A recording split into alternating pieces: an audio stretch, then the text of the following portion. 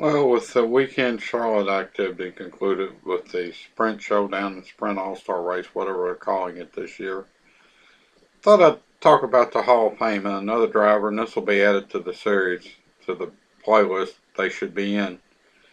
There was a driver who sadly passed away some years ago by the name of Ray Hendrick. Now, as near as we can find, he is no relation to Carl or Rick Hendrick, although there have been reports of um, distant relation. Don't really know, but that's not the point. The other thing is, Rick Hendrick actually worked on his crew years ago. So it makes you wonder if there is something there, but that's not what this is about. Ray Hendrick, Mr. Modified, they called him. Great driver.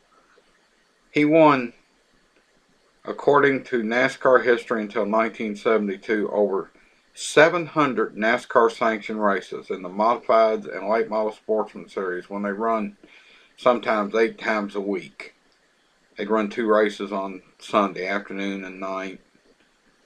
He also, everybody likes to think Richard Petty is the all-time wins leader at Martinsville. Not true. It's Ray Hendrick in the modifieds and the late, which eventually evolved into the NASCAR modified tours they have now, and the NASCAR Late Model Sportsman Series, which evolved into the Nationwide Series as we know it now.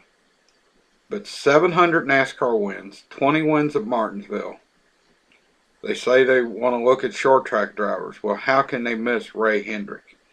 He had very limited starts and success in the Premier Series, I'll call it, to what we now know as Winston Cup. He did win some super speedway late model sportsman races, 2 at Charlotte, and all kinds of wins.